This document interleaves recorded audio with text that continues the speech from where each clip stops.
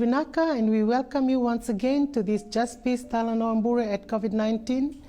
We welcome our guest, Justin Maravu, the Project Manager, Transcend Oceania, and Sister Mariana Tevurega, a married sister from the Catholic Church, the coordinator for Women's Ministry Desk at the CARITAS Archdiocese of Suva. Her representation addresses issues relating to social and ecological justice, disaster management preparedness, and gender justice. And Mr. Paulo Baleinakorodawa, the Program Director, Transcend Oceania, who will be moderating today's TALANOA. Welcome to episode 8 of Transcend Oceania's TALANOA BURE at COVID-19 on building JUSTPEACE communities in changing environment and climate in Fiji and the Pacific. In a very special way, I'd like to welcome our guests tonight, Sister Mariana Tevurega and Justin Maravu. And I also like to welcome all of you viewers who are watching and listening in to this TALANOA.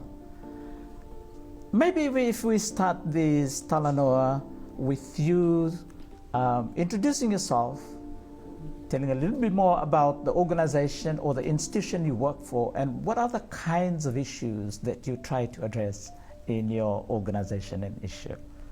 And if we can begin with Sister Mariana, please. Thank you, Paulo. I am Sister Mariana Tevurega from representing the CARITAS Fiji and the Archdiocese of Suva. In that office, we take care of 3 desks, and it looks after the 3 desks, looks after the social and ecological justice, disaster management, and the women ministry, which I am representing this evening. We take care of the women ministry desk, and it is an issue at this moment, and I'm just so grateful to the Archbishop for putting that into place, because of the issue there is in our society regarding the women and the girls and the children. Their lives matter most to the church. So that it is why we have a component of the work that I coordinate under the Women Ministry Desk is to take care of violence against women and children. That is. Thank you. Thank you, Sister Mariana. Justin. Vinaka, Bola Vinaka. I am Justin Maravu, Project Officer for Transcend Oceania. The organization is a peace-building organization, and we use education and training as an intervention. In particular, I'm currently working that is connected to violence against women, a project called Oceania Men and Boys Engage. Now we see that in a lot of issues of violence against women, we see that man is the problem. But in this project, we believe that man can change and man can be a solution.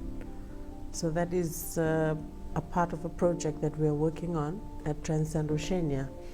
There are other projects that we are also working on, includes participation, democracy, and accountability, where we teach and train communities skills in negotiation, mediation, on issues that they are facing in the communities in terms of development. We're also looking at another project that works directly with communities in terms of addressing climate change. And we know that a lot of issues on climate change is happening around Fiji, and most of us are working on adaptation and mitigation. So we are really thankful for that. But we We also see the social issues that come out of those, the climate change effects. And so we are also happy and, to work with communities in dealing and managing with conflicts that arise from these social issues in the communities. So basically these are the 3 projects that we work on. Thank you, Justin. Both of you probably know that in Fiji and in other parts of the world, we have been impacted by COVID-19. And one of the things that have happened in Fiji is, as a result of COVID-19, is a spike in the incidences of violence against women in the homes, or domestic violence. That has been reported on in the medias in the past weeks.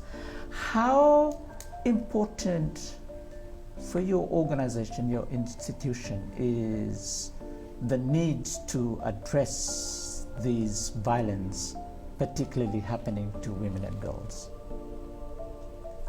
Yeah, for us, we are very much aware and we are concerned.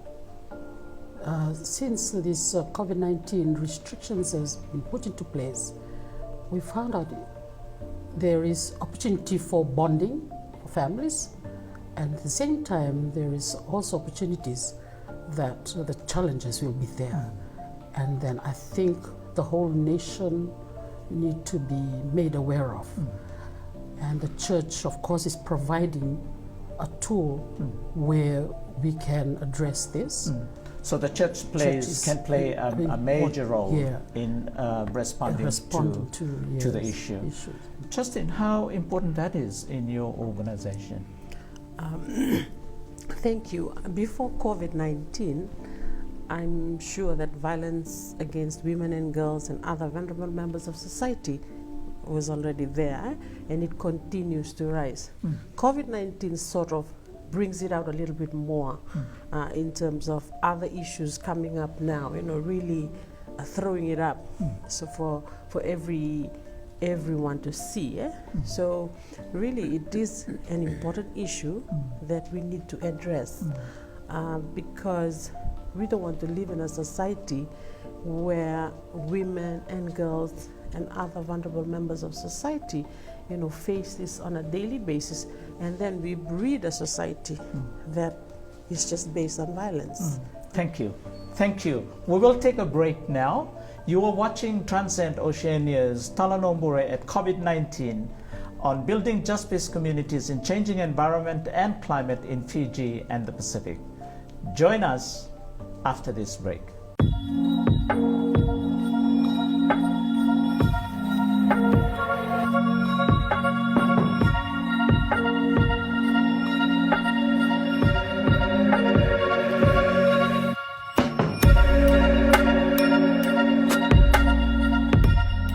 Welcome to this second segment of this episode on Transcend Oceania's JUSTPEACE TALANOA at COVID-19. We have been talking about in the last segment how important it is for you as an institution, as an organization, to begin to find ways to deal with violence against women and girls. And we know that men and boys are the ones who are identified as the major perpetrators of violence against women and girls. Your program, Justin, focuses on how do you change behavioral and attitudinal change with men and boys. And then we need to begin to look at the root causes of the problem. Where is this violence coming from that has made our men and boys in the Fijian society violent? Yeah, thank you, Paulo. I would say we need to focus on our Fijian society. It is because it is patriarchal, and therefore, in that situation, men and boys seen themselves as taking lead role and control in everything they do, and likewise they think that they have to do the same to their sisters and to women because of that situation, because of the make of our society in which we live, which is patriarchal. So with that, it is therefore they look down or they suppress the women and the girls in which they live in society, in communities, in families. So that could be one root cause of violence in the homes that we see, and it is also prevalent in our society today.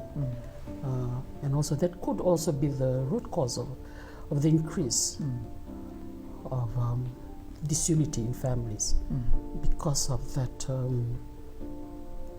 the patriarchal society in which we live. Thank you, Sister Mariana. So the whole patriarchal system that we have in our society that makes men see themselves above and more powerful to women and girls, and so they treat them because of the way they see women and girls. Justin. Thank you. I would just like to say, personally, I grew up in a traditional setting, a village setting, and I grew up, in times when we play as a young kid, I'm playing with my cousins, my brothers, but when we started to, get older, we are being put in different settings, because of a certain way that we need to behave. This is how you need to act. This is how you need to talk. So how we are being, brought up into a setting where we need to act in a certain way. And, I'm sitting at a function, but the little boy that I used to play with is now sitting on top, in a setting and leading. So, how we are being put in our traditional setting. So this also plays a very important, role in terms of how we treat each other. If we were brought up with respect, we grew up together, we played together, we eat together, and do all sorts of things together. But when we, started to divide, this is how you should be, and that's where we, we sort of like Sister Mariana have mentioned, suppress each other's power and not working together. So we are able to respect and work together. And I think that's, the socialization is very important. Yeah, so I think that's a very important, it could be a root cause to how we are teaching our children in terms of treating each other, but also in terms of not treating each other, well. So you seem to be saying that violence is something that's learned, and you talk about the system where small boys actually learn from that system of patriarchy, and you also talk about the upbringing of small boys and girls. Before you used to play together. Now as you grow older, it seems like the gender roles is very clear. Boys need to be this and girls need to be this. We will take a break now.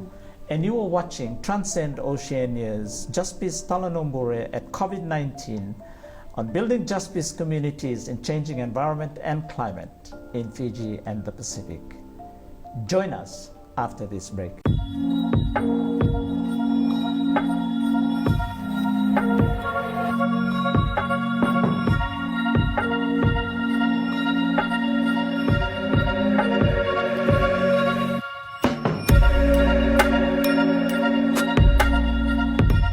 Welcome back to this last segment of this episode.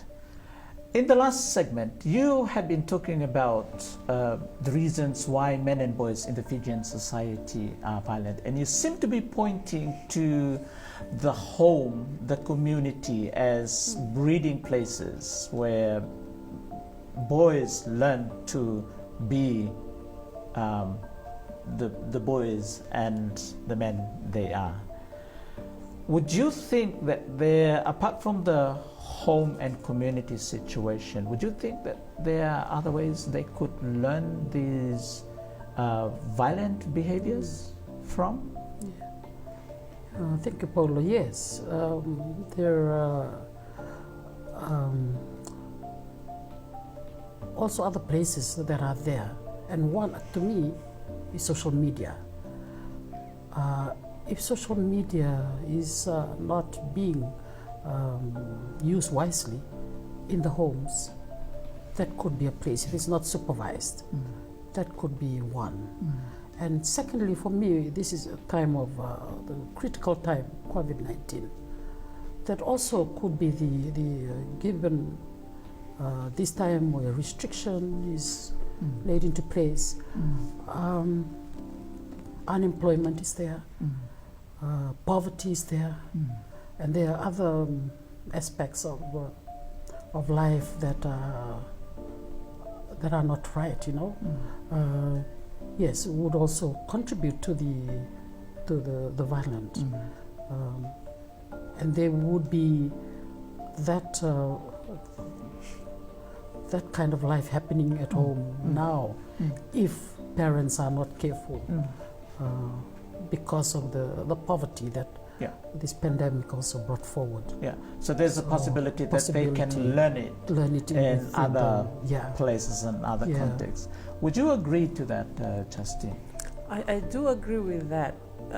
Let's just look at a small family, you know, where the husband works, and then all of a sudden, without any plans, you know, to foresee the future, he is unemployed, and there's no one to feed the family, to get the money for the family. So imagine the stress level, imagine the fear, you know, from the men of that household. Imagine the number of times he will go to sleep and worry about what will be our next meal, how will I get it? And then if he is not able to communicate it well with the family, that this is our situation, or with anyone else who is supporting them, there could be, you know, a possibility, I mean, a high chance of violence that could be taken to the wife, this form of fear that they will start, you know, hitting their wives, their partners, their children, and so we see this, you know, increase in violence. It's because there's no containment, where man is able to come up and share or be vulnerable, you know, just be vulnerable. Like we're saying that we are not, the men are not given a space to just, you know, just cry if you want to cry, you know, but that's not okay. That's how they are taught. So they, you know, put it in, suppress themselves, and then that's the outcome. Showing violence too. And so we've been talking about the violent behaviors of men and boys that results in the violation of our women and girls, our mothers, our sisters, aunties, and all. So to be able to change men and boys, to change those violent behaviors and make our men in the Fijian society much more caring, loving, and respectful to women and girls, and for them to be able to see women and girls as their partners, what needs to happen?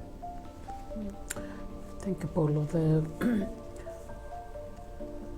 The church is encouraging families. If anything has to change, it has to change in the family, because the family will offer that formation of the values, the values of respect, acceptance at home, and so on. If that is not being created in the family, then there is disunity. So if anything has to change, it has to change In the family. in the family. Thank you. So that's the perspective of the church. Change within the family. What do you think, Justin, and what does your organization contribute to ending violence against women through behavioral change of men and boys? As I've already mentioned before, we're using training and education as an intervention in most of our projects. And, there needs to be a space created where men and boys sit and really analyze, be sensitized in terms of, violence is not the only way. Non-violence is also a way of doing things. That there are ways that you can cope with those issues, that there are ways you can manage, but it's not violence. So there are ways, apart from violence, that you can actually deal with conflicts and issues. Yes. With men, women, girls, and boys. There are ways. If you have one last message you want to share with men and boys who are watching and listening in to this TALANOA, what would that be? Thank you, Paulo. The one key message for everyone who are listening in, it is important to know that we are made in the image and likeness of God, so we are equal. And also the church is offering space where women and girls can go to if they need to tell their stories. Thank you. Thank you. Justin, any last message that you want to say? I guess it's a question that everyone has to ask during this time. I would ask the man, what would you want the future to be like when we look at violence against women and girls? Why do we want to continue with this? Because we believe that man can change and man can be a solution. So it's really about sharing power between us. That brings us to the end of this episode. Thank you very much, Sister Mariana and Justin, for being guests in this episode. And thank you, viewers, for joining us in this episode. I'm Andy Vasulevu. Join us next week when we meet with our next guest at the TALANOA session.